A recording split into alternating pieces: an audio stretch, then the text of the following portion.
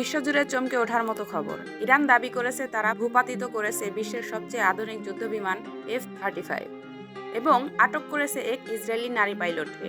এটা কি নতুন যুদ্ধের শুরু, নাকি ইরানের কৌশলগত চাল? চলুন জেনে নেই বাস্তবতা কতটা ভয়ঙ্কর।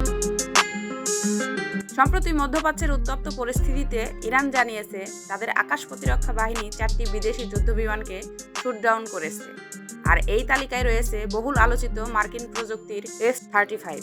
ইরানের দাবি একটি বিমান থেকে প্যারাশুটের মাধ্যমে বেরিয়ে আসা একজন নারী পাইলটকে তারা আটক করেছে এবং তাকে জিজ্ঞাসাবাদ চলছে। তবে এখানেই রয়েছে ধোঁয়াশা। বিশ্বের কেউ এখনও নিশ্চিতভাবে বলেনি এটা সত্যিই F-35 কিনা।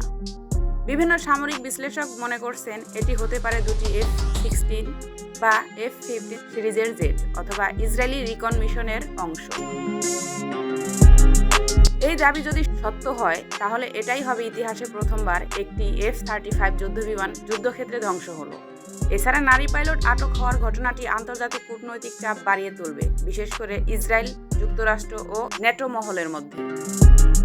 তবে গুরুত্বপূর্ণ বিষয় হলো এই তথ্য এখনো স্বাধীন কোনো সূত্র থেকে যাচাই হয়নি। এটি ইরানের পক্ষ থেকে প্রচারিত, তাই বিতর্ক এবং সন্দেহ দুটোই রয়েছে।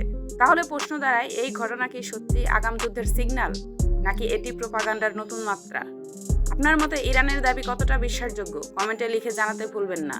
আর এমনই বিশ্ব রাজনীতি ও যুদ্ধ সংক্রান্ত গুরুত্বপূর্ণ বিশ্লেষণ পেতে চ্যানেলটি সাবস্ক্রাইব করুন, কারণ সত্য এখানে ভয় পায় না।